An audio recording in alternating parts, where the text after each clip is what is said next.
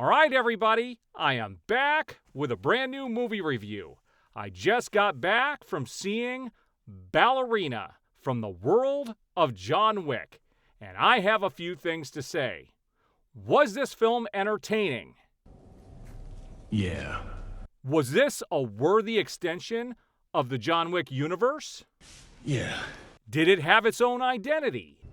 Yeah. Is it worth your time to go see? Yeah. All right, now let's get into the actual review. Now, I'm going to keep this as spoiler-free as possible. First of all, it's important to know that I am a huge fan of the John Wick franchise. That first film, to me, was a great introduction to a brand new character and a brand new world that they just expanded upon with 2, 3, and 4, and I will eventually do my review on those films. I'm going to watch them again. I should have done the review the last time I watched them a couple of months ago, but I want to do a proper review on each of them individually. So where does Ballerina fit into all of this? Well, in John Wick Chapter 3, we are introduced to a character played by Angelica Houston, okay? She's back in here, and they connect the two films quite seamlessly in this movie, so you'll know where it takes place and what's going on. John Wick is actually in the film as well, for the exact right amount of time. They did his part brilliantly, and it still shows that he's the boss, which is pretty cool. Now, I had watched several reviews prior to seeing this film, and a lot of people said that the beginning was slow, it doesn't get any of the action fast enough, the story's not that good. Okay, so it actually starts out pretty damn quick. We're introduced to Eve, who ends up being Ballerina, as a little girl. And there's an event that takes place at the beginning of the movie that kicks off the entire film. And she ends up having to go train with Angelica Houston's character and grows up as a ballerina and is trained to be an assassin. And it's really funny when she's training how she's much smaller than everybody else, and they flat out tell her, fight like a girl. There was a nod to the John Wick universe at the beginning of when she's getting trained, which I thought was a little too much in the film. It was the only scene that I thought was a little misplaced and they could have done without, talking about how it kind of pertains to Baba Yaga.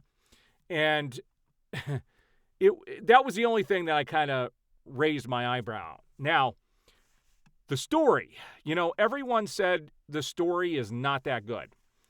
I actually enjoyed this story because we actually get to see Eve's background. We get to see her become an assassin, which we didn't see with John Wick. We were thrown into the John Wick universe where something had happened in his personal life and it kicks off the whole thing.